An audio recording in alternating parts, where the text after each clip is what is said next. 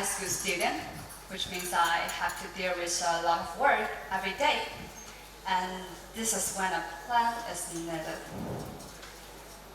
Now, when a normal student makes a plan, they might start by spending half an hour picking up a fancy planner, just like this. And once they get their planner in their hand, they might turn to page 1 and write this down. So you can start with momentum. You get all that on the first day and you think, great, I'm definitely becoming a successful person if I keep doing this. And you'd like to do like that. There'll be the plan, you'd have it all ready to go. But then on the Tuesday the alarm went off and you would kind of doing this. And on Wednesday, you've got a lot of other things to deal with. Like playing with your dog or chatting with your friend. So Wednesday the plan would be like this.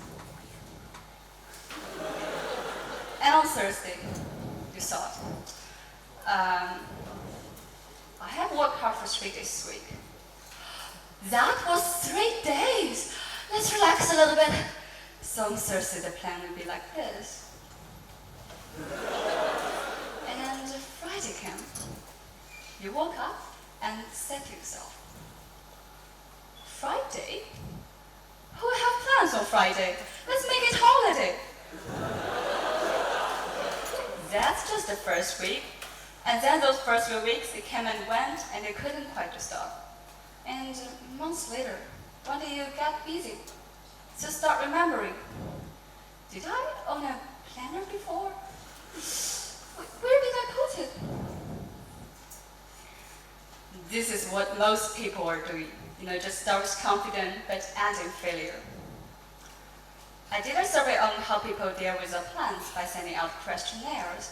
One of the questions I asked was, will you blame yourself for not completing your plans?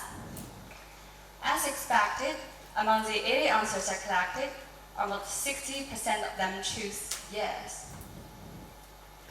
Most people will get it down to their laziness, saying, well, I'm a really awful guy, I always put things off. They just blame themselves and do nothing. And next time when they start making plans again, the same thing happens. They jump into the circle and sometimes find themselves hopeless case.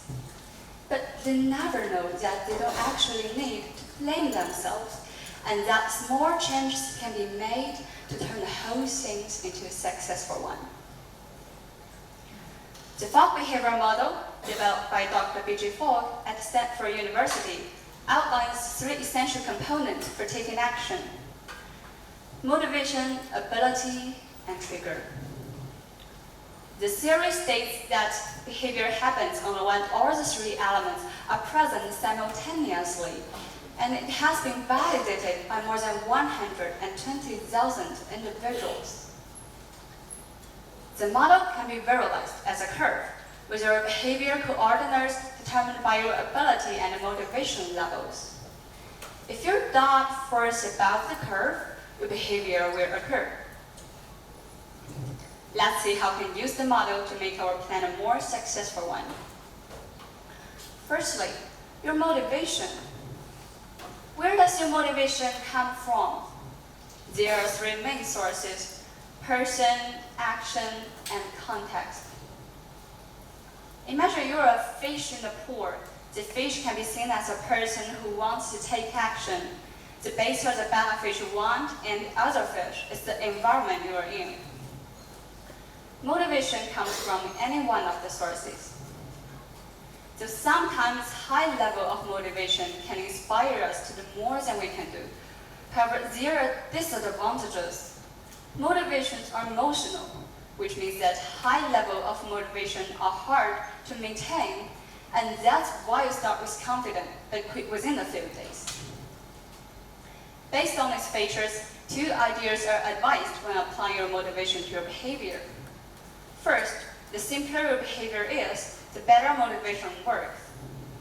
Second, the more specific your behavior is, the better motivation works. And then let's take a look at the ability.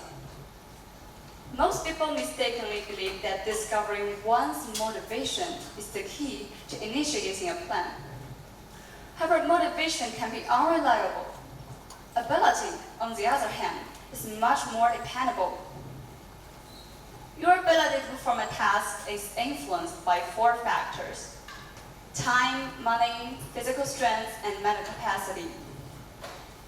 If you fail to complete the task, consider which of these factors may be hindering you.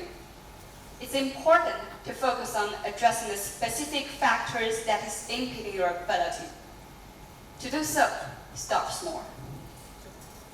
Beginning with small steps can make any task possible, and it can also alleviate your feelings of self-blame if your initial attempts are unsuccessful. Lastly, let's take a look at triggers. Triggers act as a reminder to complete a task. It can be as simple as a note on the planner or alarm on the phone. However, they play a crucial role in determining whether or not a behavior will occur. Without a trigger, a plan may be forgotten and never completed. To better understand how behavior works, let's review the course. You can manage the whole course like this. On day 1, write down everything you plan to do. At the end of the day, review your plans and focus on the plans you didn't complete. Ask yourself why you failed in terms of motivation, ability, and trigger, and then, based on your analysis, improve your plans. Repeat this course for several times, and you will eventually make up plans that suit you best. Instead of blaming yourself for not completing your plans, this course helps you analyze how to get some improvement and make them more achievable. To test the feasibility of this course, I recruited a group of volunteers to make plans. I asked them to make their own plans first, and we will talk about them at the end of the day, and I gave some advice on how to get some improvement. We continued the process for a week, and now I have chosen one of them as an excellent participant. Peng has never made any plans in his life until I introduced him to my program. Oh, you can say hello here to the audience.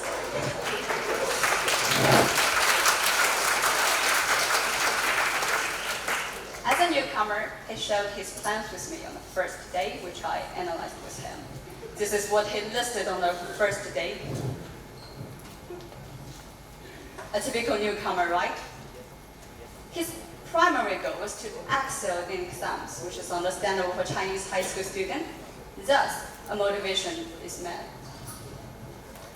To ensure consistency between his plans and actions, he put his planner on an easily noticeable location. Thus, an effect trigger is in place. However, with school occupying his day, he only has 3 hours of night study to accomplish all his tasks. Time was a primary constraint that led to his failure. This falls under the category of ability, since he was not capable of accomplishing all his tasks within the limited time frame. I then advised him to simplify and specify his plans. For example, instead of finish chemistry exercise, he should write finish 2 chemistry problems on page 32, which he could accomplish in his free time, rather than waiting for the night study. I also advised him to avoid overworking himself, which could lead to exhaustion. We continued the process, and on the 3rd day, he was already able to make up plans, which is more simple and more specific, and as you can see, most of them are finished. He was even able to analyze his plans and get some improvement himself. Here's how he used the model.